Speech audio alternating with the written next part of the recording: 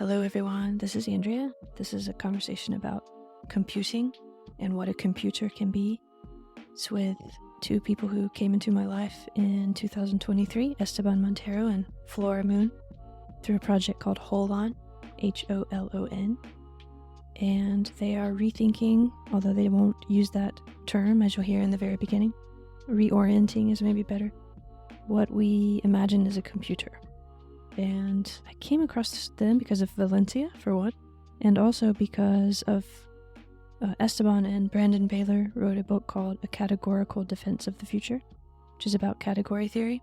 So that's just to say that the part of this research that sort of fits with this conversation is towards the mathematics of category theory. And we do talk about that a little bit here, but mostly we talk about big picture ideas of what a computer could be, what it has been seen as, what we want it to be in the future, both practically and also what it's made of, what it does. These are big questions, not easy, of course, sometimes controversial, and I ask you to just be gentle and patient. This one is a little bit personal again. Some of these get really kind of intense. We just let them go where they want to go, and we all talk about some personal things here, especially by the end, even some vulnerabilities. And it all kind of relates to this idea of computing in a strange and interesting way that I'm still trying to figure out. So I want to share it with you, and I want to thank Esteban and Flora for being brave and open and trying to look at new parts of themselves and also find new ways of engineering and working in the fields that they work in. I also want to wish you a wonderful end of the year. It's really stormy here. I'm back in the Netherlands, and it's time for the holidays, and I just want to wish everyone who hears this all the best for next year, and I hope you have a beautiful end of the year and that this conversation brings something good into your life. Thanks for listening. Bye.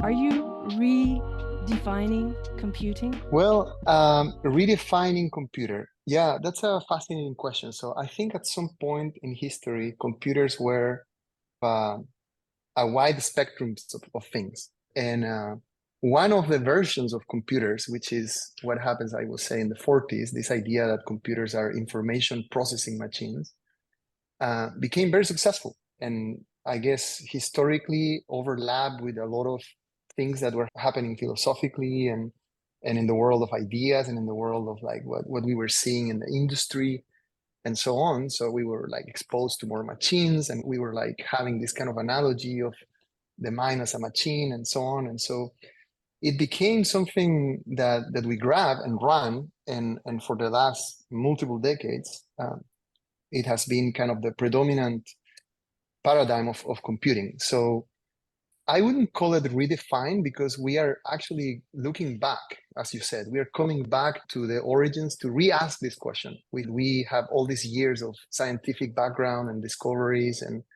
all this progress in philosophy and all these things and results that we have seen from this idea of machines as processors of information. And we can go back and ask those original questions. And if you think about Babbage, like one of the British scientists who was pioneering these ideas of computers, he used to say that the air has memory, that it was like a library. And he used to look at the relationship between everything and nature. And so in a way, we think that we owe it to them to go back and use the tools that modern science and technology has given us, and ask the question, what will Babbage do today? What will Turing do today? Can we reimagine that period of time, but with the modern tools and technologies, all the synthetic biology that we have today, all the progress in the connectivity, the ideas that have grown from the internet and so on. So can we use all of that and go back to the fundamentals? So in a way, so reimagining or reorienting is better than redefining. You're not trying to define anything, really. We are not trying to, but we are kind of. Yeah, Flora, go ahead. Well, I was going to say, we're actually rethinking what the computer could be. So it's not necessarily redefining. It's more like, what is the computer not doing that we wish it would do? So maybe it's thinking about augmenting or additionality to how the computer has facilitated our lives. What else could it be doing that could be in service to our lives and our world? This idea of collective computing that is a part of Holon's sort of vision, is that ecological or technological? It's kind of a trick question. Maybe there's no or there, but how do you see it, these two words, ecological, technological? Because both of you have worked in both of those worlds in different ways. So I don't know that you need to make a choice, that it basically in our lives today, there is no separation except maybe intellectually. I think mankind or humankind has divorced itself from the ecology, even though we are part of it. So if you ask the question, if we were to integrate the ecology or think of ourselves as part of the ecology, what would you do differently? And that's really the work that I do. So I think when you are thinking about how to facilitate life, and I think that's what the Holon computer does, you have to include ecology as part of that because it supports everything that we do and it supports us. So that's how I would answer that question. That also speaks to what you were saying about this reorientation, or it's a different way, a different perspective of understanding what the ecological is in a way, isn't it? And that's also understanding what we might need from computing would have to be part of that. So yeah, I mean, we're really doing waymaking at its sort of most expansive idea, which is if we were humans making our way to the future, what is it that we really need to allow us or help us do that? And what are the guideposts along the way? So I think both technology and ecology both are essential parts of that wayfinding. Right. And they're not opposites necessarily. They're more different perspectives on a similar process, perhaps. Yeah. What do you think, Esteban? I think the way in how we arrived to our current thinking in Holon is because we started with a very kind of pragmatic industrial question, which was in the industries where we work, and we are engineers, so we were working, imagining a specific projects, a specific plans, building a specific systems, for a particular company and so on. So very concrete, specific initiatives, right? And what we started to realize is that different teams and different parts of these big corporations don't talk to each other. It was like a problem, and that in industry is called systems engineering or whatever you want to call it now. But there are many aspects of bringing different domains, different disciplines together. And so that's how we started working on this. And we realized that we couldn't do that without really thinking about how we bring everything together. You can't divorce the question of how two teams work together if you don't also consider how two teams work with nature and work with their context and with their ecology. And so it was kind of a progression towards the question without ever compromising. We were like, how do you really bring things together? And it was deeper and deeper and deeper until we realized that there's, for us, no distinction between the technology and the ecology, and the computer has to be part of that question itself. It has to be in material relationship with the ecology in where the question exists. That's why we call it collective. It's not just like two machines coming with each other. It's two machines coming together collectively with the decision makers and with their ecology and their context. And so that's how we landed to it. It was a kind of a natural progression of bringing things together. When you start studying anything really deeply, as you both have, and when you really care about the work you're doing and you start really trying to problem solve, you do find all these connections and different paths and different ways from which something could start, or it starts to get very complex, is the word. This feeling of complexity, it's not that it's a problem, but how are we going to make our way through as individuals and collectively? Is this kind of also something that you're trying to address with Holon? Yeah, let me start with that one. I think what happens is exactly what you said, which is when you really care about something, you can't abandon it, in a sense. Like if you grab a question and you really care for that question, like what is the best solution? What is the best product? What is the best version of this company? And you really care for that question, you kind of go deeper and deeper until you realize that it involves its community, it involves the future and the past and all of that, and all of the stakeholders and so on. So I think there is a relationship between kind of the tension that starts to produce.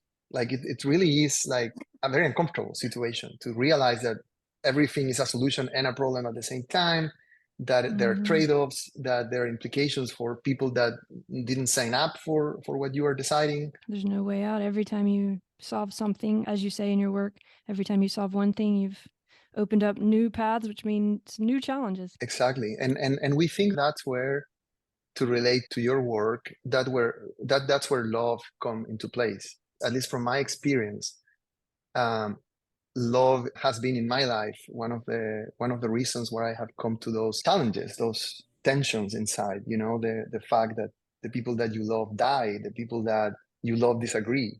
I mean, I come from Chile, a country where you know, political divisions literally broke into a war, like people were killing each other literally for their ideas. And when you love people at both sides of these ideas, you just can't escape it. And so you can escape it, and I think a lot of people do intellectually. You can build, you know, imaginary shelters and narratives that allow you to kind of escape that suffering, let's say. But I was lucky enough to kind of experience constant tension and constant suffering in a way that I think allowed me to see that like there's no escape really. And that's where the computer, I think, is so important, that it's phenomenological and material and specific to a context, because the more we bring it into that present and allow the computer to kind of allow technology to help us in the way in how it relates to your work, get out of the way. We call it get out of the way of those narratives that are blocking our relationship with that suffering. I think the more we can get out of the way of our mind, in a way, our constructs that we are building, that we can experience the moment and then have a better relationship to the context. That's very fundamental to the work. I wanted to bring this up with you both, this idea of attention and awareness and the role that it plays in all of this. But before I do that, you just said something very interesting. You said you're very lucky to have experienced suffering. Can you unpack that a little bit? I've also noticed in some of the writing you talk about discomfort, and sitting with discomfort in a way is somehow important. Does this have something to do with kind of what Flora was saying too, about it's not about choosing between either or, it's about somehow being able to see the space where all of these things are? Is that what the suffering has showed you? Yeah. So let me connect that question also to the idea of a computer, right? So I imagine little me growing up, loving science, loving mathematics, loving the ideas that you can like reason your way through life. You can understand what is happening. I mean, what a word, the enlightenment, right? The enlightenment is like we put light on darkness, and then we can move forward. It's like we clear the undesirable, you know. And I think I rely very early on my life on that kind of hope that eventually we will figure it out. You remember thinking about that when you were a little Yeah. kid? As a little kid, like curious about how it works, and let me figure it out how it works. I remember looking at the stars. Chile has beautiful skies, and I remember looking at the stars and thinking like, well, let me figure it out. I actually wanted to be an astronomer at some point. And then my grandmother died. Dies is 8 years old. My father dies when I'm like 17. And I think you realize when you experience that there is a limit on reasoning.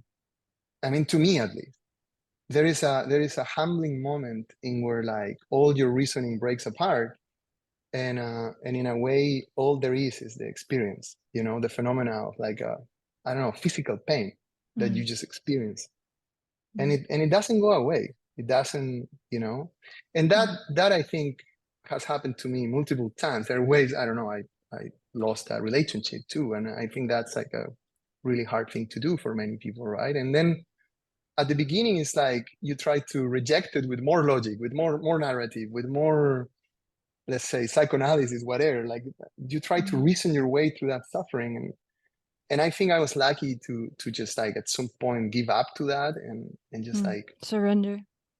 surrender to darkness and to the suffering. And I consider it lack because I think it transformed the way I see my relationship to this world, to navigating, let's say navigating for now with all the limitations of that word, but like to experiencing life in a way that is way richer, and I would say way more like when you take out of the way that like need for light and you see both, life becomes way richer. And as Flora was saying, when you experience life like that and you say, well, by embracing suffering, by embracing discomfort, by sitting in darkness, my life got, I don't want to use this word, but better, right? It's not that it got better.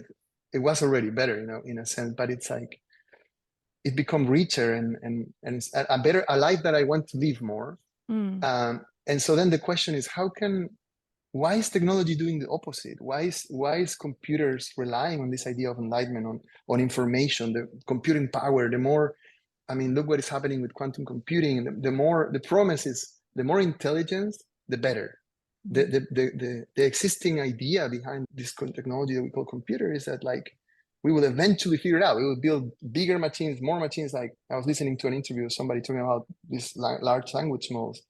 In a few years, when we have enough data, when we have enough, these computers will solve everything, and we will just leave.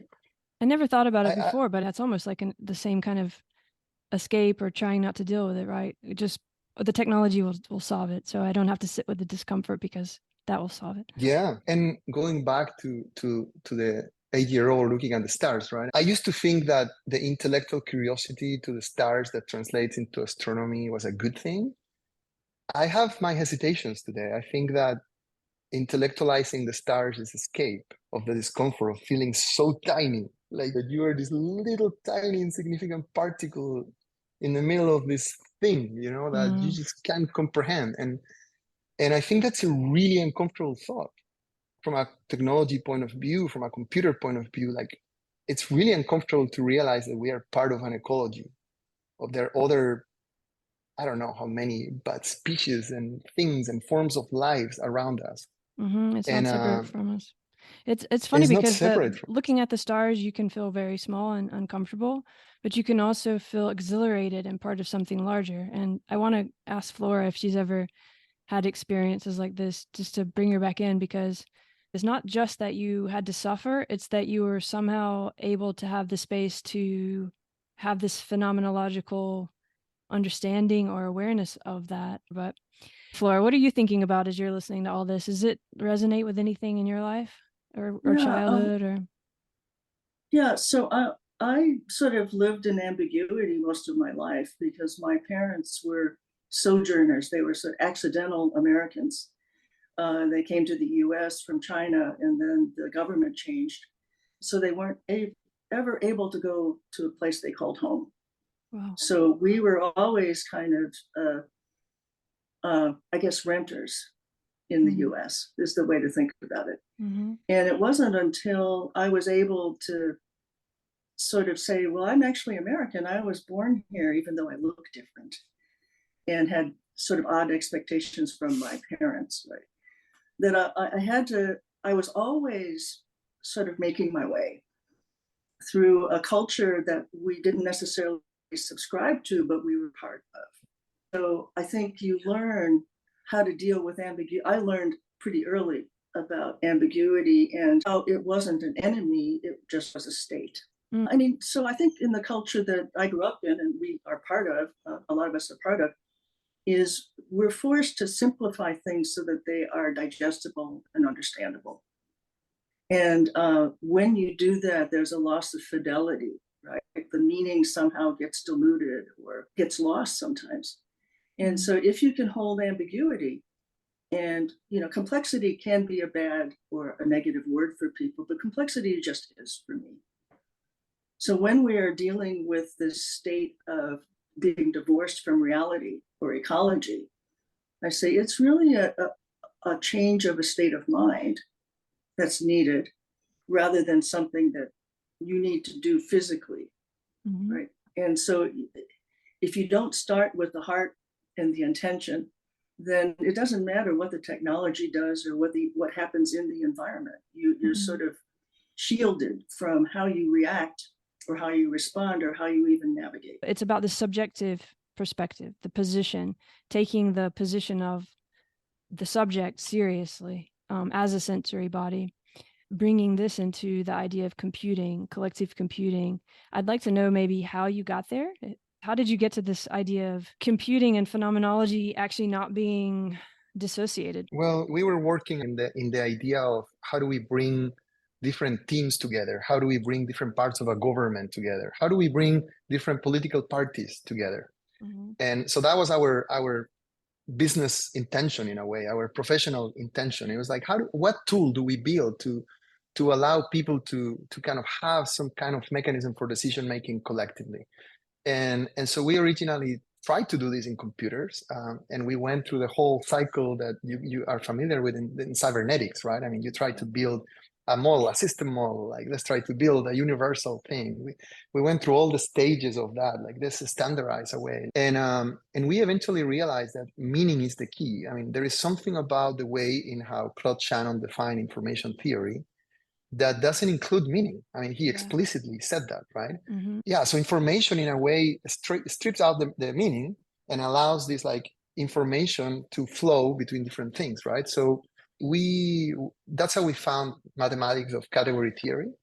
Eventually, category theory allows to represent meaning in incredibly powerful ways, and it's a very different way of thinking about mathematics and formality. But eventually, we realized that we were trying to implement a new form of mathematics in computers, in machines that were designed without category theory. So category theory is 20 something years later after information theory. So when Shannon and when Turing were thinking about computers, they didn't have that framework, right?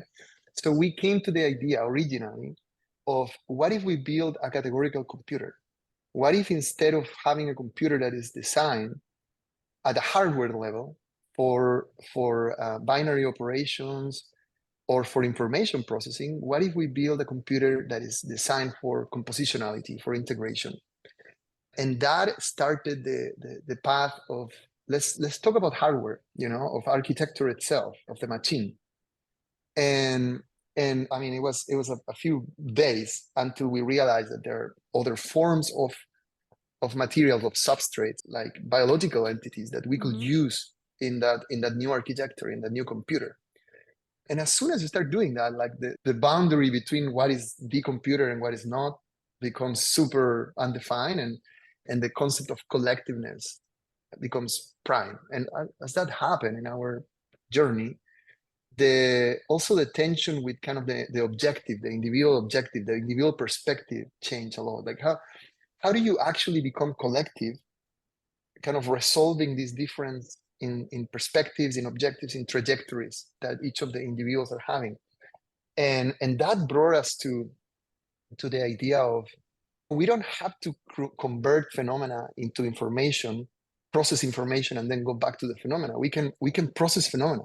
We can process the experience itself. We can have a machine that intervenes that experience itself. And that's how we got to phenomenological computers. And what if we could have the ideas and the formality of mathematics like category theory, but at the level of the phenomenon? And when you think about that, it opens the door for a new field of computing, which is basically what is our interest. I want to bring Flora in a little bit, because this is an interesting moment to think about the work you do, Flora, because you're working with individuals often and groups, and you're also sort of playing with that kind of scaling a bit too. I mean, how do you think of the phenomenology and the subjective in terms of collective computing, but even just this idea of collective and what a collective is? Yeah, so I think collective is truly human, and to this point, it's not been technological. It's sort of been a kludge if it's technological. And so in my work, I do organizational change management, which means I'm brought in when people need to learn or be somewhere or do something different. And they need to understand how to be successful. What does that mean? What's the timetable? How are they going to get there? Sort of journey management. And so you can do it at the individual level, but in large companies, you have to do it in groups. And there's a collective sort of will that you work with in order to foster what success looks like in their eyes and in the leadership's eyes. So I'm very accustomed to working within companies, and I'm currently working at the industry level to try and influence mindset shift into regeneration. And these are all things that people don't, they're divorced from the ability to think about or even do something about. So phenomenologically, they're blind. And so if you actually just ask, and this is what I often do, just ask a very simple question. Why, how, why not?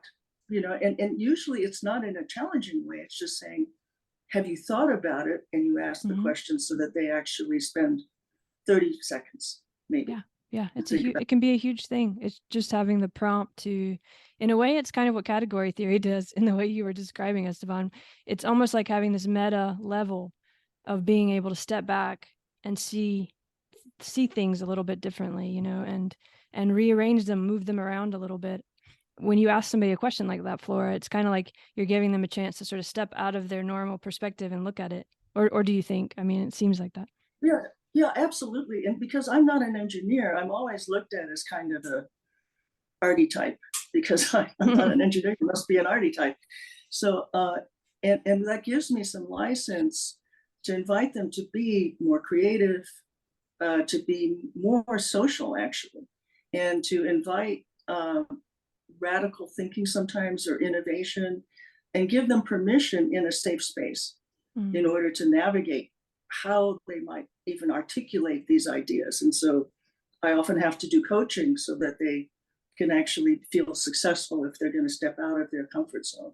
This is really interesting when I think about the collective computing, and I can see why you're a part of this project, because this phenomenological aspect, it seems we could think of computing as, in the future, in the way that you describe, and the way that I think your vision is at least giving me the feeling that we could move towards. We could think of computing as being able to both take that subjectivity seriously as like its own kind of path and trajectory that changes according to position, while also maybe could computing also perhaps give us a chance to step into or experience the different phenomenologies so as to better understand, in the way that you're sort of trying to do with group dynamics, you're opening them up to other phenomenologies. Like, do you think of collective computing as being able to do that? So I actually think that people have been crying because they don't always feel heard. And when they're interacting with the computer, a very small sliver of themselves are actually interacting. And even online, it's a very tiny portion of who you actually are and what you actually do. It's constrained. Yeah. And so it's not like we need sort of unconstrained interaction, because that's chaos, and we can't deal, we're not built to deal with chaos. But we can let the information that's embedded in who we are reveal itself in a more impactful way. And especially in business. Yeah, in business, you people often feel like they have to put on a different suit and talk differently than they do at the kitchen table. Yeah. And so I often find myself saying, well, if you were talking to a friend, a smart friend, what would you say? And why are you speaking differently to your peers? Because we're all humans. That's great. And yeah, so it's more, how do you enable people to feel comfortable enough to reveal more of how they think and what they think? And I believe that our computer, in the way we envision it, is going to enable that. So it's so fascinating, because we do that even with our own self, right? You were describing it a little bit. When you ask these questions, you see that actually another self within yourself, right? It's the same kind of process of the way you might actually see someone differently after having a conversation with them. We kind of play all these different roles in our life without really thinking about it. And there would be a difference if we were doing that consciously. But Esteban, how does that relate to category theory and this side of the equation? Or just what thoughts were you having as you were listening to Flora? Yeah, no, I think one of the things that Flora has taught me is the importance of dialogue. I think when we met, I was I call it the naive stage of thinking that mathematical models could help us just come together and work together, right? But I think that Flora, her lines were always like, why don't you just grab the phone and call them? Why don't you just meet with them or go for a coffee? Yeah. And I think that that importance of the dialogue has been key to kind of the reliance on phenomenology. But I think the other part of it is that when you really have someone like Flora who pushes you towards the experience, I think what ends up happening is you just reflect yourself. And I think this is very related, Andrea, to the concept of caring that you were mentioning at the beginning. Like, when you really care for someone, and for something, you reflect yourself. You see yourself in that. I mean, it's uncanny how much I see myself in my daughter sometimes, and it's really uncomfortable. It's like it's a really difficult challenge as a parent. I mean, this is a typical thing that parents say and joke about, right? They, like, the worst things, you see them reflected in some of their behavior or their saying or their attitudes. And I think that comes from caring, and so I think category theory, by having that meta approach to reasoning, it becomes kind of a mirror to people, and by doing that, it allows to be more clear, more transparent, as Flora was saying, to others. And so this was a key insight for us in the architecture of collective computers. It was like the key to collective harmony was not the clarity of the information itself that we put together in a model, right? It's not the system model. It's the reflection that I have on the self, and in a way, the clarity that I have on the perspective of each of those, let's call them individuals of the collective.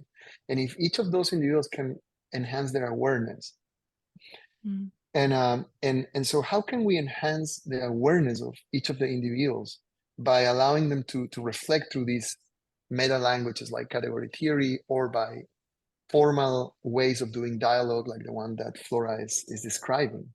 It's not just getting in a room and talking. It's getting in a room with certain clarity of affordances, of formalities, and if we can do that, then something emerges that is kind of harmonious. And I think that's where we are focusing. How do we have incitations or interventions to each of the experience so we can enhance that sharing of clarity and transparency? This gets so fascinating, because we start to think of computing more like a conversation, and this idea of self has to kind of change in a complex way, where so this phenomenological aspect that you're bringing in, it's not just that the computer aligns differently to each subjectivity, it's also kind of opening whatever position you're in to understanding that you're actually always many positions, and you can dance between them and realign. Which brings me to this, something I loved in the text you wrote that you sent me about form changing with function. So to think of a computer when it's changing its function, like when I'm using it in different ways, the actual form of it would change. Makes me want to ask Flora, because she's worked many years with corporations and these really big bodies, big corporate kind of machines that have set a lot of trajectories for a lot of how we think and our world. And I wonder, Flora, how you've seen that change over time, and how you think that this idea of collective computing as changing with the form or being more dynamic could be helpful. Yeah, so I think big corporations, any big body has an incredible amount of inertia. So what happens is you have skunk works, or little labs that sort of spring up, and they figure out how they can socialize radical ideas. They're not necessarily radical politically, but radical to the culture. And so the way I often enable that to happen is to understand what are the levers of culture that can be used, because not all of them can, and try different waffles that you throw against the wall to see what ingredients are actually the ones that are going to be successful. And I think with the collective computer, we have a lot of conversations about, is it a technology? Is it a machine? Is it a process? Is it hardware? Is it software? Because we're taught to categorize in a very limited way. So what I find is we almost have to create a new language, syntax, vocabulary, and rules of grammar, because it's all of the things that we're talking about now, and they're almost antithetical to the way business speaks. If you think about business schools of the last 60 or 70 years, they've spoken in one linear fashion: profit above all, and this is how you do it. And then there are schools of better ways to make profit. And so if you actually challenge that paradigm and you say, actually, what if it's thrivability or generative life for all, not at the exclusion, not extractive life, then that actually changes the conversation. But business is actually pretty extractive. Have you seen that shift at all in the work that you're doing and in different sort of science approaches? Something is kind of shifting a little bit. Maybe we're going to learn how to think of the self in a little bit different way. Maybe we're going to have this ecological opening that incorporates all these things we're talking about. And I wonder, in these big, bodies that have such inertia, if you've noticed any shift at all that you think would be relative to this kind of collective computing, that it's opening towards that too. Yeah, I think it's people centric, right? There are specific individuals that are always going to be out ahead of the curve. And so you can't say that a big corporation is moving, but you can say there are people within that corporation that are actually thinking along lines that we're thinking. And I see this in the industry group that I'm very active in. We think like activists, but we are engineers. That's the tagline for the regenerative work that we do, so that we have feet planted in both ideas. And that's what it takes, is that you have to have some brave souls or foolhardy souls, whatever, however you're going to describe them, who say, this is my conviction and I'm willing to share it, whether or not you agree with me. And I'll do it, and my style is to do it in a non-confrontational way, so that there can be a lesson learned. And if you don't like it, I don't take it personally. Are you one of those people, Esteban? Are you one of those people who's like pushing, doing something new? I guess you can't really talk about yourself like that, but are you willing to be one of those people who's gonna push into a new world first with this computing? Let me try to take it in this direction. I think that this computer requires a different type of world, a different type of paradigm for society. This is not just another technology. This is another set of incentives, another set of policies, another set of things that we value. And I believe it's as fundamental as the change from, I don't know, monarchies to meritocracies to, I think there is something fundamental that is changing in the way in how we value our role in society, our individual roles, and the way we work, and the way we live, and the way we share as societies, and so on. So I am hopeful, and let's say that I am hopeful that this technology eventually will find that world, will coexist in a world in where other things are valued and elevated. I guess I'm trying to get at, like, what are the stakes here? What do you really care about, and how is that connected to this new form of computing? I see. No, I think it's a really difficult question, Andrea, because I think that what happens is that you have to make a personal commitment to something like this, in the sense that, like, when you try to develop a technology that requires a different paradigm, the current paradigm won't reward you. There is no commercial interest today for collectiveness. There's so much baggage in terms of collectiveness. There's so much history and so much judgment that people have about historical forms of attempts to be collective, and from a political point of view, from a technological point of view.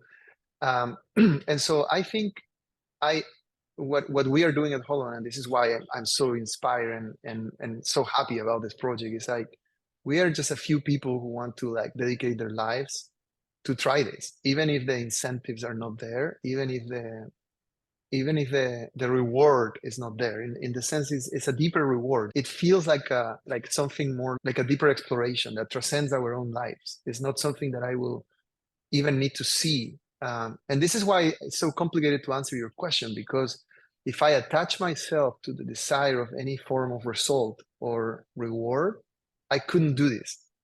I couldn't do this because the temptation is too big to go to quantum. Quantum is where the billions of dollars are. Yeah, that's why I'm asking you in a way, because you both have skills that are really in demand in these old paradigms. It's not easy to resist the inertias, to use that word again. And I mean, it must be a deep connection. I know this from my own work too, and I think it does have to do with just having gone so deep that you can't go back. You can't unsee or unread or unsense. There's another level, right? Which it seems like you both are trying to open up with your work that you've experienced, maybe gotten a taste of, and you want more of it, and you want the world to know more of it. And there's something there I'm trying to touch. And that at the moment, at least, seems to conflict a lot with this world that's suddenly crazy about AI, as if AI just appeared or something. And that, you know, if you can code, you can get any job you want, and engineering, and they're not intention, right? But part of what you are both trying to do is reveal that they're not intention. And that reminds me of what Flora was saying about people just being able to be the pioneers and try it. Well, let me say something that I had a conversation with my therapist last week, and she said something really cool about this technology. It's actually the biggest compliment that I have had. She said, "You're trying to put me out of work with this technology." And I take that as, you know, a technology like this would be a technology that allows people to be more aware, to be more reflective.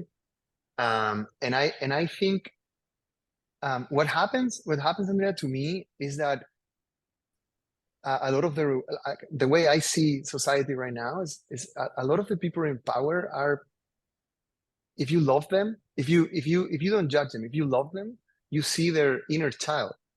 You see the little version of themselves trying to get the love of their parents and not getting it, and trying to prove the world that they are worth it by getting more money, by getting more power, by getting more recognition, by getting more.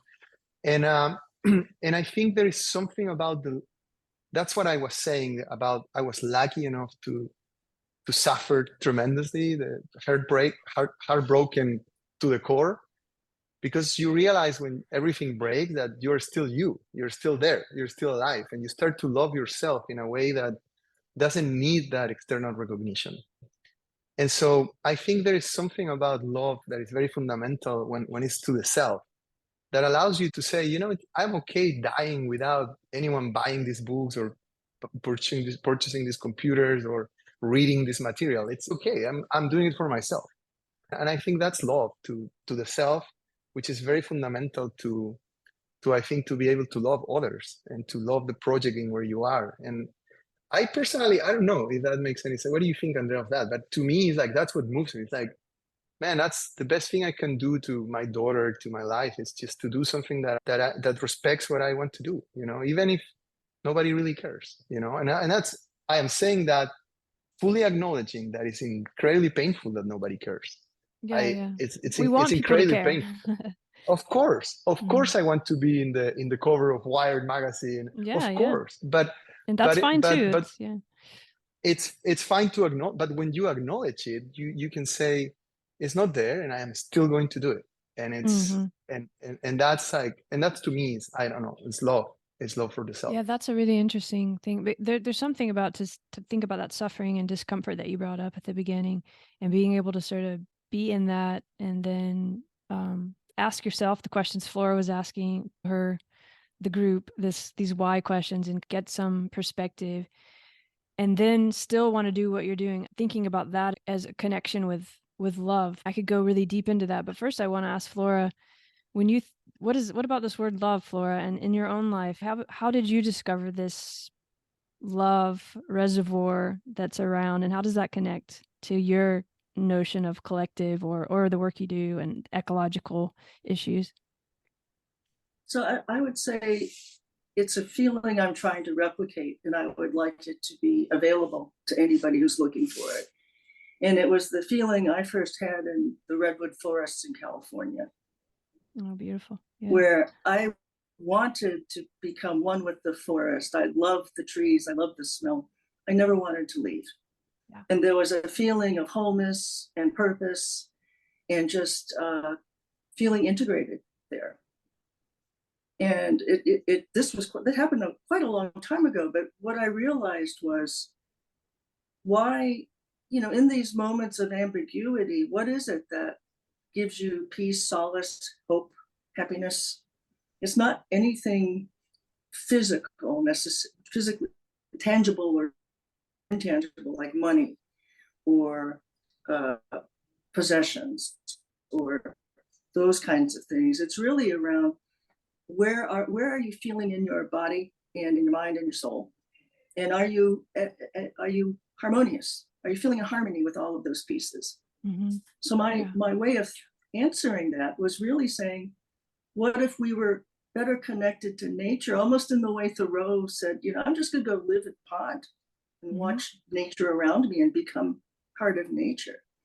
Well, we don't have that luxury necessarily, but it doesn't mean that in the voyages of your mind that you can't spend some time there to find that resonance, right, that you feel attuned with.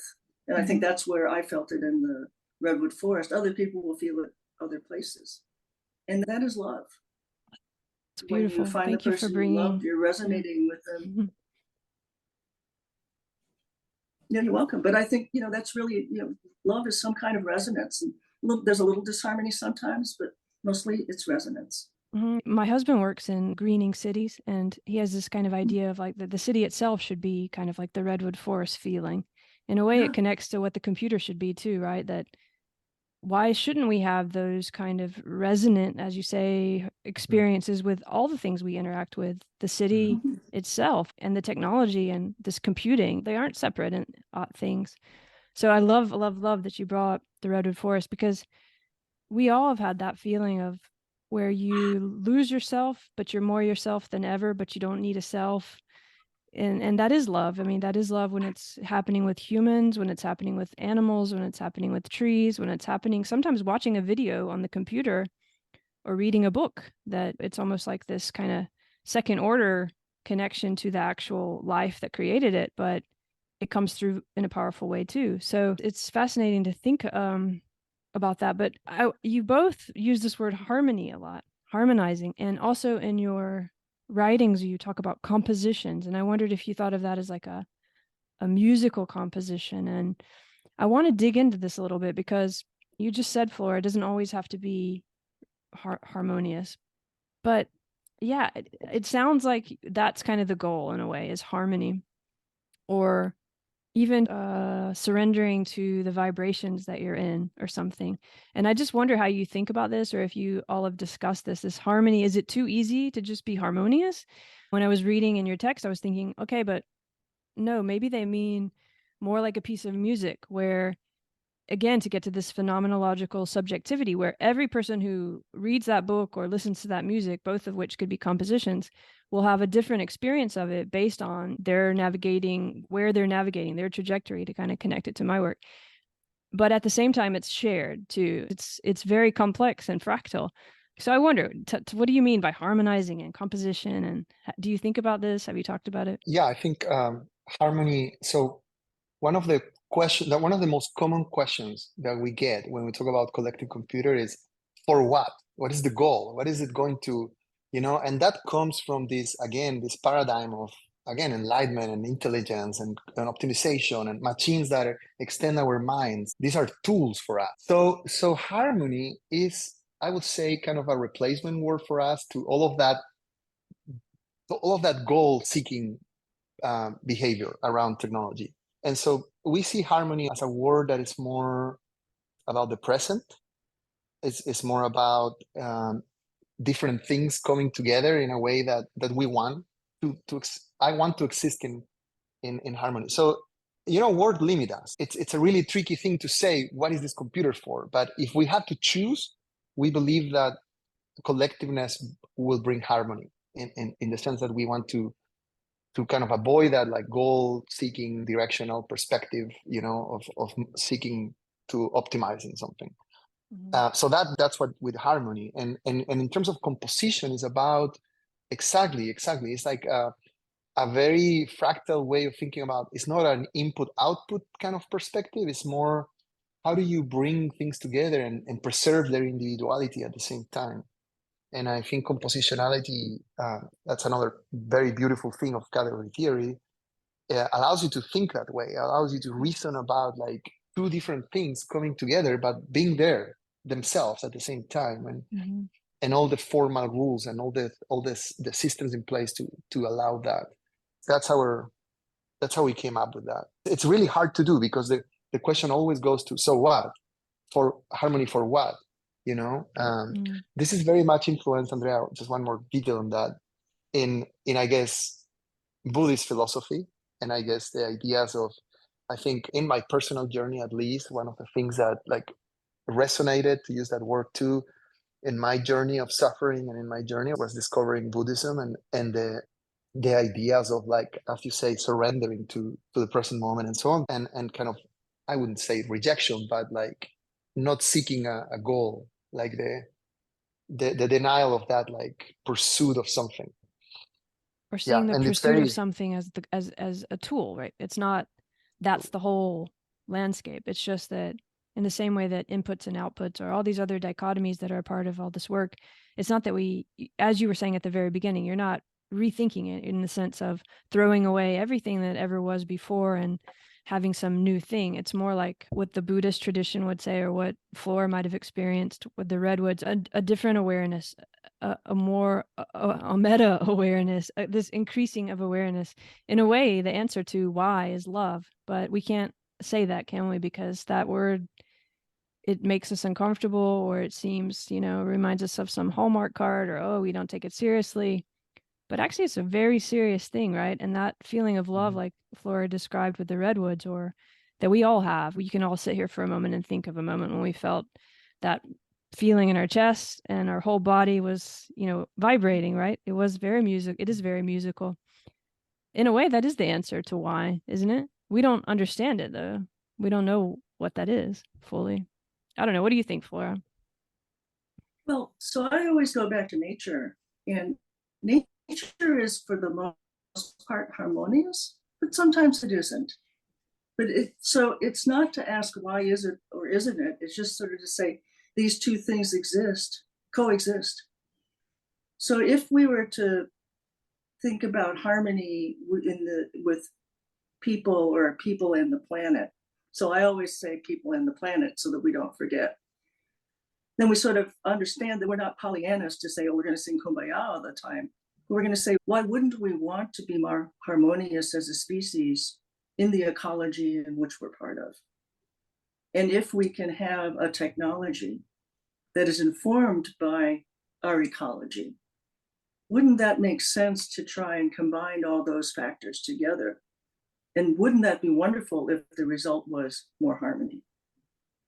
As you were talking, I was thinking it's also about becoming aware of, hearing, seeing, sensing other musics, other instruments, and how all those can somehow begin to recognize each other and play together. So even the idea of harmony isn't a static thing. It's not that there's some state that's harmony that we're trying to reach, right? It's very hard, even for me. Like I was thinking of it in that way, but if we could really, if we take my work and your work seriously, actually the harmony itself isn't some static thing. It's the combination of all those voices, all those instruments hearing each other, and that itself is creating new music, right? So it's an ongoing scaling thing. Yeah, so I think we have to divorce ourselves from the idea of fixedness, right? Is there really, some things need to be fixed to understand. And so I think computers to date and our educations were fixed in certain disciplines so that we could acquire that understanding. But we're ready, I think, to go beyond. So I was educated in the 20th century. So when I look at education now, it's radically different. And I would say that the people who've been educated in this century are very equipped maybe to enable the best of what we did up till now, but only in that line. So maybe what somebody from the other century like me can bring is to say, there's so much more that we could be looking at and investigating and viewing as possibility, rather than always trying to narrow and simplify. Yeah, that itself speaks to that different kind of awareness. Instead of thinking we always have to put something in its place and get to the goal, it's more like realizing, okay, putting stuff in its place and getting to the goal is important, but those are just methods, tools. And there's a bigger actual kind of thing going on, which again, Esteban maybe talks to what you were describing in your books and stuff about category theory. Yeah, one of the things, one of the experiments that we are preparing right now is to venture in what we are calling non-symbolic mathematics. So I think Flora, you touched the concept of education. And in education, we see very early kids playing with like their fingers to count, and then very, very quickly we move into symbols. And the dominant paradigm there is that symbols and all the rules of mathematics that we use relying on symbols help us deal with more complex operations, right? But what we are questioning in our research organization is that always true? Is it the case maybe in some situations in where symbols are getting in the way of our cognition? And what if we could do formal operations, mathematical operations, without symbols at a very complex level? So when you look at today non-symbolic math, you will find toy exercises or recreational mathematics, as they call it, or educational tools, tools for kids or puzzles or stuff like that. But can we use non-symbolic mathematics for really complex problems? Can we use composition of music or composition of colors to make really hard decisions? That's wonderful. That's almost like a paradigm shift right there, if that could happen. It's almost like when haptics came to the phone, for some reason, that's what I thought of. And it just suddenly changed everything. It would almost be like a haptic of cognition interfacing directly.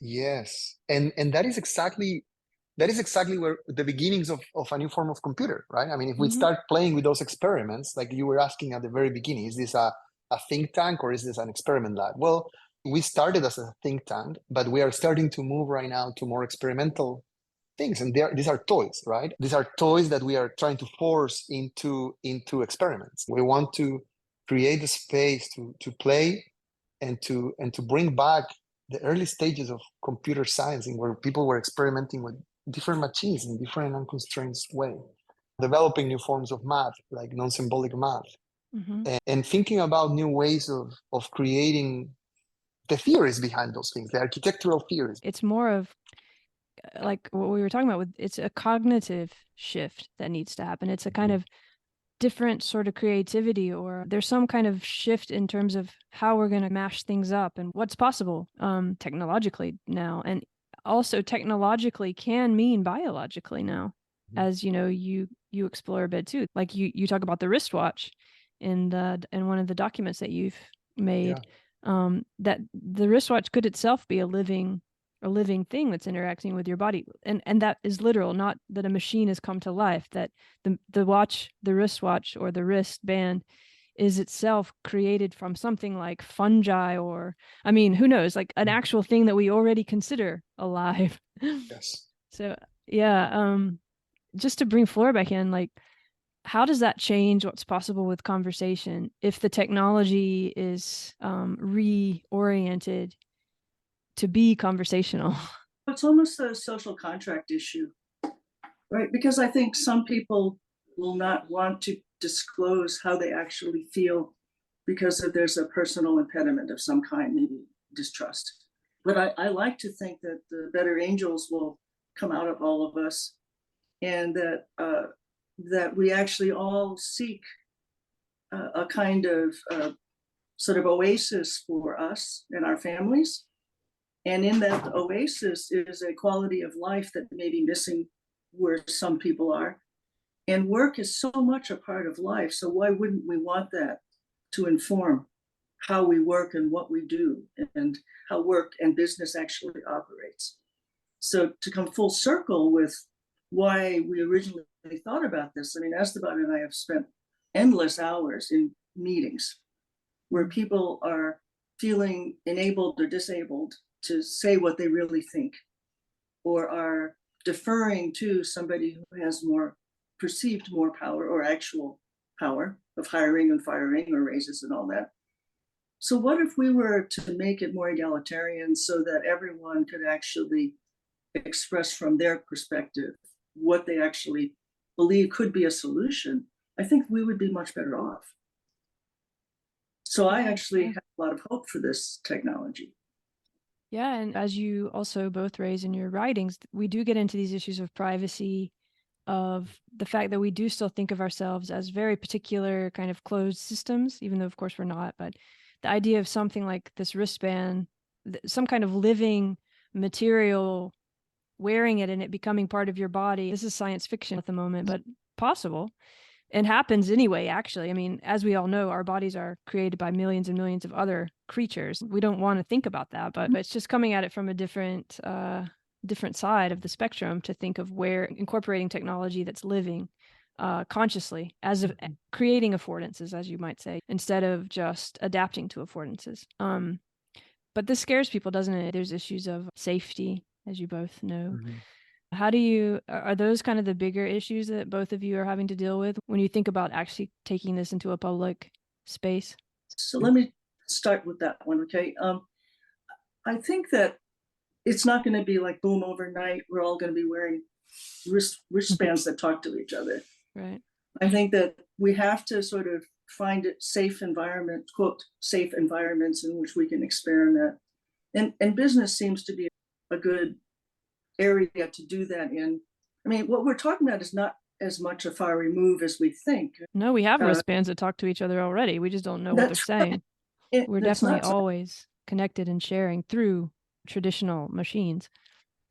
So it might just take that separation from nature, that mindset shift. And because it's sort of bogus to think something artificially manufactured is going to be safer than something that we're surrounded with all of our lives. Yeah. I find that sort of contradictory. So I think that the privacy issue is separate. And in different societies, privacy is bigger or smaller.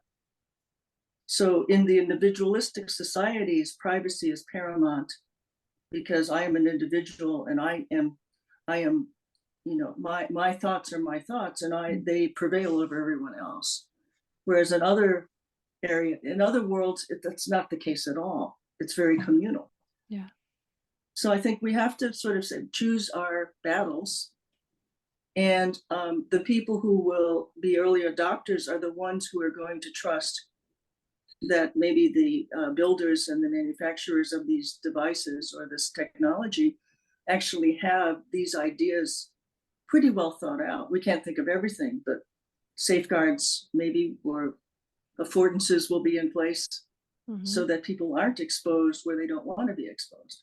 And these are things that we're working out now. Yeah, and that really gets messy in a way, in a way that is not bad. But in terms of intention, what the intention is, also even from a perspective of not thinking that this capitalism is totally bad or something. I mean, that there is some motivation in having businesses want to embrace that model, but also that having a spectrum of where it could become dangerous or misused and all. So there's a lot of messiness there. Yeah, I think one of the most concerning issues for us, I would say, and more fascinating as well, is the relationship between kind of what this technology means and the socio-political implications. Like, I think that you can't think about this technology without truly embracing the concepts of property, the hierarchical issues, power, money, all of those things. Who owns a collective computer, right? If we make something together, who owns it, you or me? If it's changing as we use it, I mean, that's quite spectacular too. Who's responsible for the changes? Who is responsible? So we think that this is not just a technology. This is a new paradigm of socioeconomical order, in a sense. And I think that's really scary for a lot of people. But I am hopeful. And the things that give me hope are, I was very involved in recruiting. I was the lead of many recruiting efforts for huge corporations in the top universities in the US. And the things that the most talented people are searching for are so different today. They're searching for meaning. They're searching for harmony. They're searching for the respect with each other in ways that are surprising, actually. I think that that's a really powerful sign of hope. And I see a lot of the changes in the, these old symbols of power and success are becoming like jokes, more people are seeing, like, as I was saying, like little kids in diapers, like searching for their ego. I mean, I have so many friends and colleagues who have quit their corporate successful jobs to start permaculture farms and live from their gardens. And how do you explain that in economic terms? Where is that coming from? And I think we have to take those signs of change very seriously. And I think a lot of companies and commercial efforts are not. There's so many expressions of art that are talking about the collective, that are talking about regenerative systems, that are embracing biological relationships. I mean, there are so many signs that we are monitoring, I mean, maybe we are biasing our perspectives to give ourselves hopes, but there is something, as you say, changing in the air. Something changing in the air, and I think that's scary, because I think the resistance not necessarily is going to be a soft change, a soft transformation. That part is concerning. And we are not a powerful corporation. We are just a group of small people and a small corporation, a non-profit group trying to put these ideas forward. But that's what everyone is in the beginning of change. It goes back to something both of you said in different ways and throughout this conversation, something I also think about and write about a lot, which is it is a shift of mind. Once you understand that mind is not separate from all this phenomenological stuff that we're talking about, and it comes back to this awareness again. And there's a way in which I call this ecological orientation, where if we take a different orientation about what self is, and we start to actually truly understand that we are a body awakening that's not just this body, it does actually kind of solve some of that stuff if you really take it seriously, because you start to feel the way we now feel about preserving our family or taking care of those we love. It comes back to love again, right? You feel love for a wider space, and that actually starts to change and make way for a lot of the things that you all are trying to do now. It makes me think of this regeneration too, which you talk about a lot, Flora. How does that connect to this shift that would make a lot of this possible that you're both envisioning? Regeneration. So regeneration is a response to the moment we find ourselves in.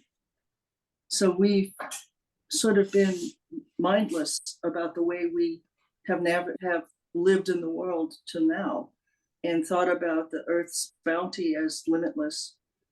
And recently I just read something that says it's not a problem of stocks and flows, to use Donella Meadows. It's really a problem of stocks. We don't have enough stocks to continue to live the way we currently live. So if we don't pay attention to the flows that are needed, meaning regenerating those stocks, then we're consigning the human race, at least the human race, and we've already consigned a lot of other species to extinction. So I think from a biological preservation point of view, regeneration is an absolute must. Is that part of that understanding we are those other species too? Are we regenerating cognitively or mentally, or our perspective too, not only the way we use the resources? Yeah, absolutely. We're along multiple lines. So when I think of regeneration, it's people, planet, profit, and it's also ourselves. And if you start with yourself, then you're on this path to understand how everything is connected and how it touches each other. So, there's that Buddhist analogy: if a butterfly flies in the Himalayas, the monsoons start. And we now have the technology that shows us all the patterns, the natural patterns of wind and rain. And there's an understanding of the water cycles. And all of these life-giving processes of the earth enable all of us to live. And I think we've lost respect for the sanctity of life, ours and everything else. That feeling you had in the redwoods, we've kind of gotten away from that, maybe. I think many of us have. I think there are more and more people as Esteban alludes to, that are finding it again. And it may just be being able to grow a basil plant. Mm-hmm. Yeah. Just connecting. It's magical. I mean, it gets to that perspective shift too. It's actually really magical to realize you can grow something out of the dirt. I mean, if that sounds crazy, but like some of it's just noticing like these everyday things, which actually are really spectacular things. And if you start to participate with them, in them, as them in a different way, your quality of life does change. I think that's what Esteban's getting at. I think that's what you're actually elevating, opening with your work, Flora. I mean, there's something there. We all are trying to, we know it's there, but it's very hard to articulate. We still think of it in this dichotomous way as if it's some kind of spiritual or ephemeral thing, but actually it seems to be maybe the whole point. To get back to what Esteban, the question everyone asks you, what's the point? It's love. There's something more. It's not a joke and it's not mystical, or it is if you want it to be, but it's there. And as you're talking about regeneration, it makes me think of what you both write about in this non-dualistic architecture of matter and pattern. If we start understanding the earth around us as a non-dualistic architecture, as a non-dualistic landscape, when we regenerate something like in a plant, it's also regenerating what we think of now as ourself or something. Is this a kind of computer that we can have in the future? A conversation of constant regeneration? I think the most exciting part to me about that question, and what is the computer? How does the computer look like? Is this conversation? Is that I would say an unexamined answer to that would be, yeah, it is. This conversation is a computer, right? Or a planting a plant, and I think all of that is true, right? But I want to use the word that Flora used. Like some people could deduct from this conversation that we are saying, let's go back to kumbaya. That's the word you use, Flora, right? And let's live in the forest, right? That's not what we are saying. What we are saying is there is a huge opportunity to use actual science and technology to relate to these questions, to enhance the way in how we relate to this experience that we are having right now. And it is multisensorial, and it is all of that. And so there are so many progress in synthetic biology, in biology itself, in computer science, in mathematics, and there's so many things that we can do. Like, let's get back to the lab and let's build real technology and science. It's not just embracing the plants. I mean, plants are definitely part of that. Plants can be part of the computer, but the question is, how do we? And people like our advisor Andy Adamatsky in the UK, right? He's having a lot of research on different types of unconventional computers, using plants, using fungi, using proteinoids, and many other forms of computing, right? And I think for us that's an exciting field for scientific and technological development. I mean, I'm an engineer at the end of the day. I want to see that part happening, right? It's not so. Yes, it is this conversation, but is this conversation facilitated and organized in a way that is together with technology and together with nature? It's not just let's go back to nature. It's let's do both, and that is a really exciting part of what we are seeing and doing. I think this speaks to this idea of language. And I think Flora said we kind of need a new language. And in your writings, you also say, well, actually, we don't language, or how I read it was almost, or maybe it's from my own work too. I think of language as one vehicle in a way that we've created for making way and connecting. But we could also have other vehicles, which is kind of what you were getting at, Esteban, with the non-symbolic math, or this other way of thinking about communication, which isn't necessarily symbolic language. And we already communicate in many ways that aren't symbolic language. So all of this messiness is just stuff we have to go through to kind of rearrange, reorient our understanding, our cognition of what all the stuff means in this kind of category, and how all these categories fit together. We're reorienting that, and that's tough, but that's what we're doing, right? That's this conversation.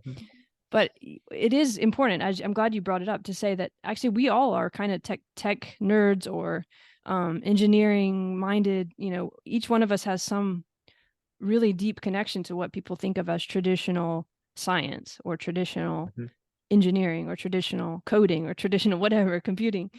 And all of that is part of it. It's exciting. Even as you were saying, those guys who are creating the languages and stuff, like that's part of it too. It's just, how do we realize that that's a vehicle. There's other ones.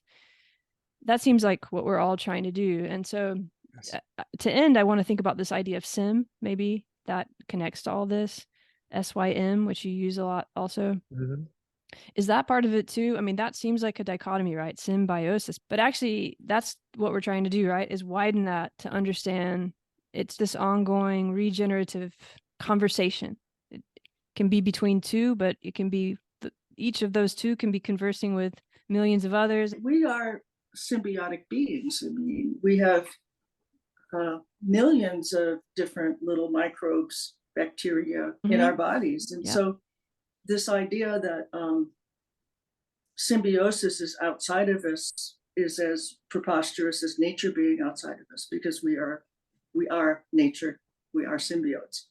So it's this continuum of life. And we've sort of, as humans, I think, artificially transected it with categories. So maybe what we're doing with our sims is saying categories allow us to wayfind in a certain way. But what if you actually allowed the wholeness of nature to inform what we do and how we do it? What would that feel like? It would be a difference in the way we interact together and on the planet. And I will add, Andrea, that I think there is one more aspect to what Flora said about this idea of symbiosis that is interesting, attractive. Let's say it's attractive to me. That is this concept of endosymbiosis as a key part of life. This relationship within ourselves, within the core of who we are, and I think that there is like something about that in relationship between the mitochondria and the cell that is like, in a way, generating or producing the energy that moves life. And so we come from the world of energy, and I think one of the bigger questions for the future of society is like, where is this energy going to come from, and where is this energy? And look what life is telling us. It comes from within. And I'm not referring it as a metaphor. I'm not using this as I am literally saying like 80% of our energy is from that little fight between the mitochondria. And I think there is something profound there that technologically could unlock a new future of energetic systems and resources. And I think we are at the dawn of that. We are just exploring that. And I think a computer that has an internal symbiotic relationship within, we think about computers with components today that are performing different tasks, but if those components have an internal battle to become one, as in the mitochondria of the cell, like, what if that is the source also to power the computer itself, and not just to power the computer, but to power our world? I mean, this is an early thought, right? So I don't know if that's going to lead us anywhere, but I think we are excited, and we have a whole line of research in terms of the implications of energetic systems like that. I'm glad you brought that up, because that's an important thing for all of us, again, and all our other work that we haven't touched on, but the fuel and where's the energy source and what's possible when we think about it in terms of that become very exciting, of what we haven't yet imagined that's probably already possible right around us. Is there anything either of you want to add before I ask the last question? Anything on your mind that comes up? I have one thing. I think the one aspect that I think is really fundamental to our work is also related to education, is this separation between humanities and the science that is so fundamental to the way in how we train people today. It's so hard to speak in industrial professional context, because a lot of people don't even have the background. They never had a single class of philosophy or art, and so they have never encountered the questions of the self or the questions of composition or create. And so I think there is something about the computer, which is, we call it a collective piece of art in a way. And I think there is this kind of co-creation of these things that are, and so we didn't talk about that, but there is a lot of work for us in the collectiveness of the expression, the art expression of, and so we think it has implications also in the trajectory of art itself, not just in the science and the engineering, but in the art as forms of collective expression could arise in ways that we have seen pieces of that. There are many artists who are exploring with these concepts, very inspiring to see. But I think there could be an instrument for a new form of art that could emerge from this technology. Yeah, it's great you said that, and it actually links with what I was going to go to now, because I was thinking also about interdisciplinary stuff and non-disciplinary. And my question, the last one is, and I'll answer it first so you can kind of think, but I was just thinking here, what's some kind of category or some kind of dichotomy that's limiting us right now, that might be limiting you in your work or you in your personal life, or not even limiting, maybe it's a good constraint, but some kind of challenge or something you want to put a little attention on. And I'll answer first. I mean, I'm just thinking right now, I think when you were talking about, or when we were having this conversation, I was feeling in myself a little resistance to this notion of if something becomes too popular or too trendy, or even a person, like you're on the cover of Wired magazine or whatever, or I am, or all of us are, like that, there's something in me that hasn't figured that out yet. When you talked about that, I feel like I'm resisting it. Like there's some kind of thing where you can't get too successful or something by these traditional terms, because then somehow you're selling out. I don't know if that's just from my own cultural kind of upbringing or something, or this kind of punk thing I had when I was like a teenager, but I think there's some resistance in me around that dichotomy or those categories. I think I still see the world in these kind of categories of selling out versus being true to your passion.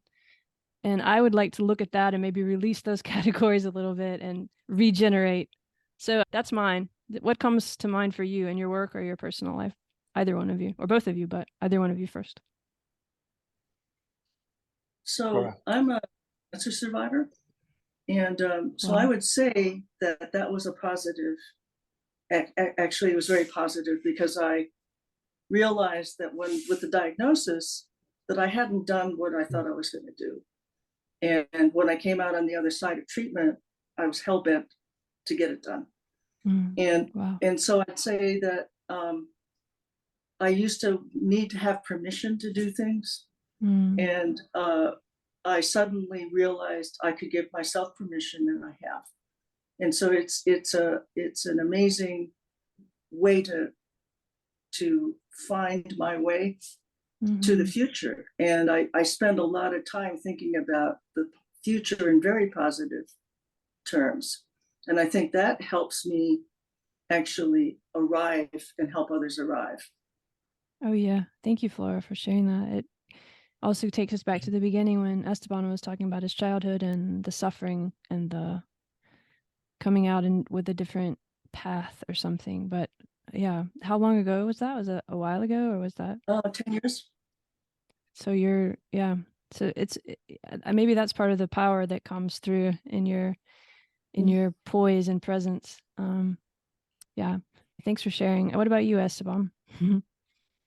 Yeah, I think about, the unexamined or unaware behavior of seeking recognition. I think that is something that I reject, like you, right? I don't want to be the person seeking for the love that I didn't have in whatever instance, right? The rejection of my ex-girlfriend or my whatever parent or whatever love figure in my life that didn't love me back.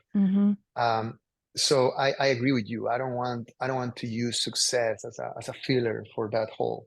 But I think there is nothing wrong with being aware and seeking intentional recognition. And I think mathematician David Spivak uses a very beautiful concept which he calls social credit.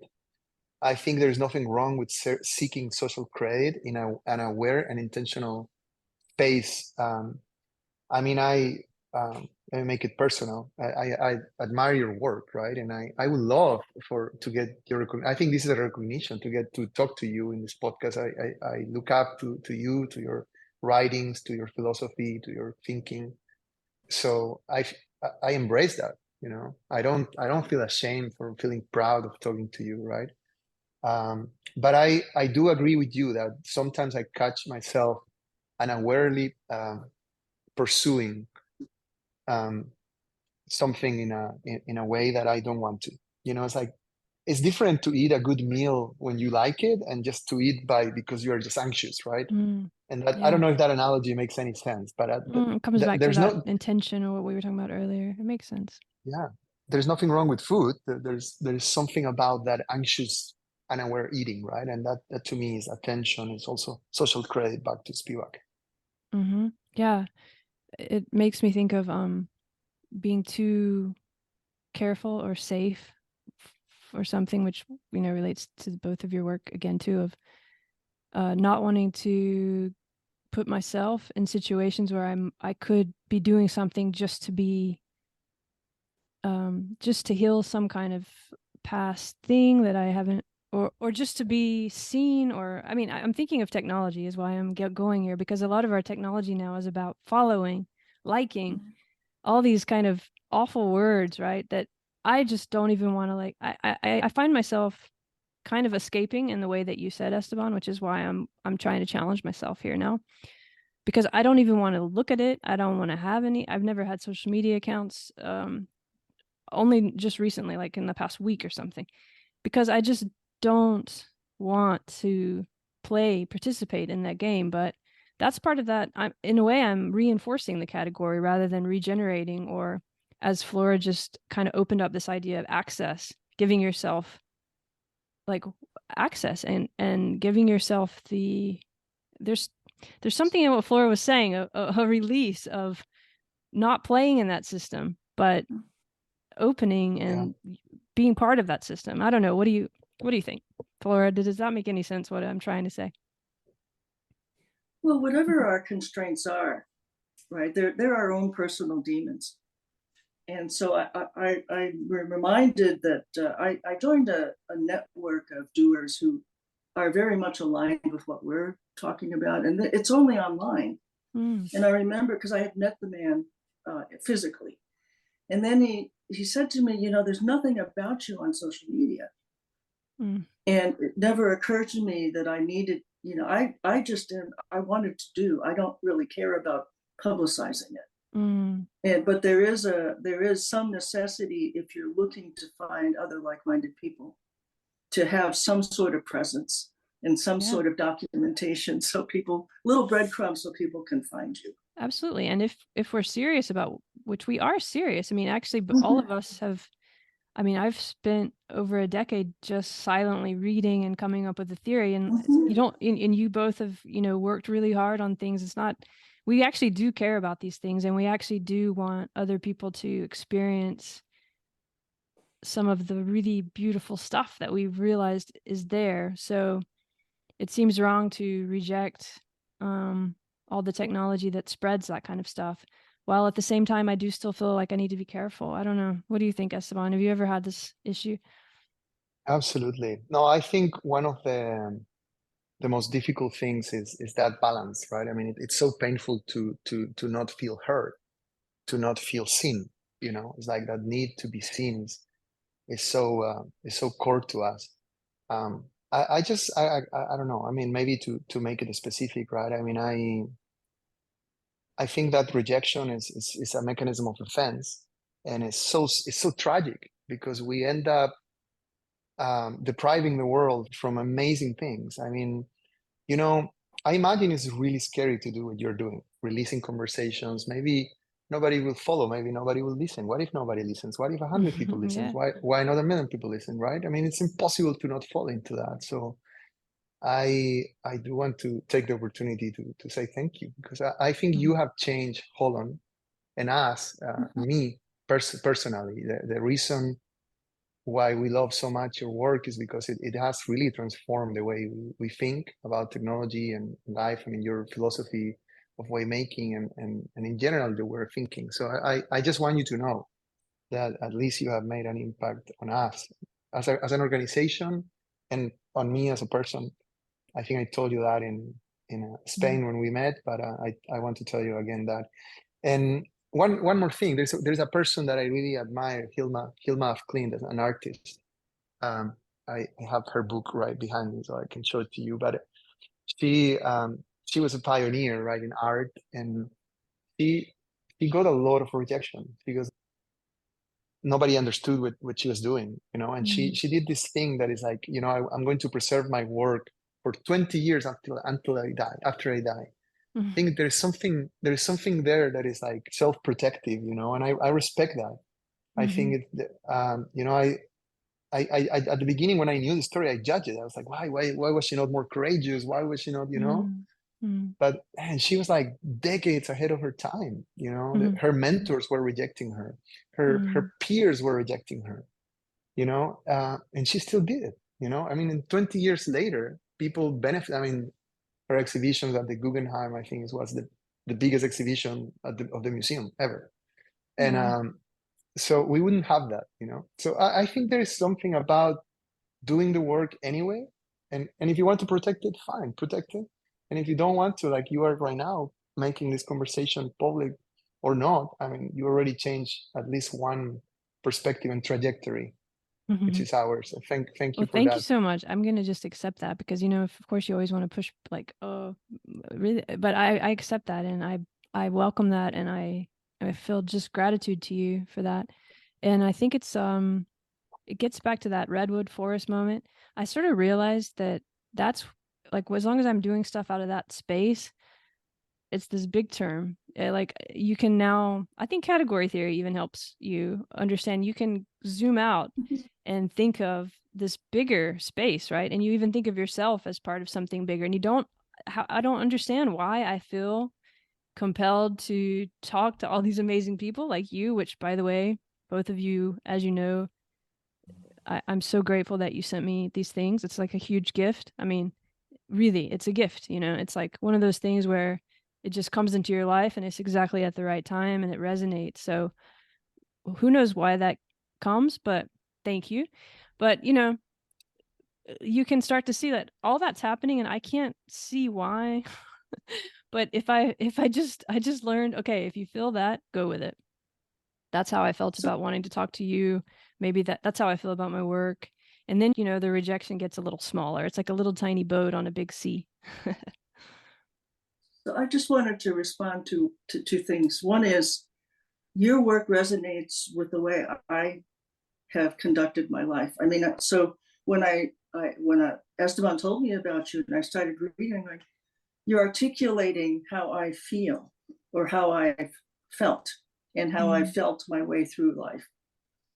The second thing I wanted to share with you is that we're not trying to be TikTok superstars. Yeah, right. Exactly. So there's this, right? So that isn't the goal. Right. That's not Although we welcome it, right? If somebody, it's fine. Flora can be a TikTok star if you guys want. No. I think you could be a TikTok star. I'd rather remain in the background. Yeah, that's true. That's true. It's I think it's hard not to get. First, thank you so much, Flora. I mean, wow, that's already enough reason to be alive that one person says that, to be honest, you know. But and I do get, I mean, there is resonance like that. And I do feel like we're all, that's why I was trying to bring this up. You're inspiring me and there's something's happening, right? It's not like we're all sensing something that we're seeing in each other. And it's important that we put it out there so that we can connect, you know. That's why it's good to take these risks and not worry about the rejection, because something bigger is kind of happening. I don't mean it in a mystical way, but like if we don't put it out there, if you hadn't put your things out there and I hadn't, we wouldn't be having this conversation. And this conversation is very important and meaningful in my life. So, and hopefully for others it will be, because, you know, even with just what you just said about giving yourself access, that little sentence alone will probably help someone, one person at least who hears it, you know. Anyway, so it's all worth a lot that we can't really see in our little limited life. But Esteban, were you going to say something? Did I cut you off? No. I was going to just acknowledge how difficult it is in the context of developing a technology. We live. I have worked recently in the space of venture capital, and you know, you move through money. You follow you know, there has to have a certain pool and all of that. So that I was just going to acknowledge how hard. Yeah, well, that's what I was going to say. It's what's hard about it is that we're in these little worlds. And it's hard in the little world when you're doing something a little different, like in my little analytic philosophy world, you know, I had to kind of push through that, or in the neuroscience, or you in the math, or even in our families, right? Or our friends who might have absolutely no clue what I'm talking about when I start talking about all these things, because they haven't, not that they couldn't understand it. It's just, they haven't spent 10 years reading all these books, right? It's just, it's just a matter of that trajectory of what you've absorbed, so that something seems like, oh, I can't understand that. But actually it's just that you haven't read all the stuff. If you read all the stuff, you'd understand it just as well. But when you're in those little communities, it can feel really hard, right? To put things out there and deal with rejection and stuff in the way that we're saying, or just people not understanding it, what you're doing. But that kind of brings us back to love, right?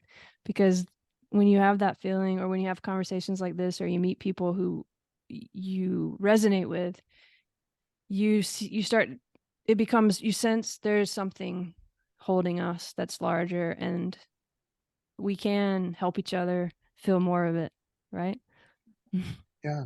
And I think, Andrea, like to me, I mean, love taught me this lesson, which is, I know it's kind of a cheesy quote, but Pema Chodron, right? Buddhist. Oh yeah, of course. Yeah, there's the book about suffering, right? I was thinking of it right. earlier. I can't remember the name, but she had this quote, which is like, if you let yourself be annihilated, like completely destroyed, discover what is essential in you. And I think what happens with heartbreak, what happens with love, is that you discover that you lose the fear of it in a way. It's not that you lose the fear. Of course, I am still afraid, and in some people it can increase, but you realize, like, you feel that when you are heartbroken, you feel like you won't survive it. You just you can't even sleep, right? You can't. Oh, yeah. I know exactly what you mean. Last big heartbreak, I couldn't even get in the bed after it. It was it was awful. Yeah. It is awful. So if you have never experienced that and survived, you are terrified of it. So how am I going to go for a technology or a type of computer if I'm going to get heartbroken and literally die? I mean, this is an existential question, right? I think I don't think that. Yes, it would. I think now that it would be another heartbreak, but we will meet with Flora, have a coffee, and continue our lives. You're lucky you have a Flora in your life. I am very lucky that we have a Flora, right? But Flora is disease or going through something like that. Is that a kind of a heartbreak, or is it different? Is it I mean, we've all gone through certain things, but not in the way. It's a wake-up call, I would say. I mean, so heartbreak certainly unlocks a lot of different things, but I think when you are confronted with your own mortality and you sort of do your own summing up and you find it short of what your expectation is, you have a choice. You can say, okay, I'm going to go for it, or too late, so too bad. And I elected to go for it. Yeah, I guess it's this clarity that is a very different grain of clarity. Well, thank you for going for it. And thank you both for your work. And I mean, I hope this is just one conversation in many that we continue to have about all these things. And I'm a big fan and definitely here to support you in whatever way I can. So thank you, Andrea. Thanks. It was an honor to talk to you. An honor too for me. I mean, I could cry now. I just feel the love for both of you. But Esteban, you have to show us a picture of the guy, a woman, if you actually have that book close by, just to end. Yeah. Because it's on my mind. Oh, it's right there. Yeah. Paintings for the future. These are the kind of things that she was doing before Kandinsky, before abstract art was a thing. Wow. So yeah. Thank you for showing that. Yeah. All right, well, I have to go now. It's dinner time here in Holland, so I hope you have a beautiful day. Thank you for spending a couple hours with me. Hi, Andrea. Thank you. Bye.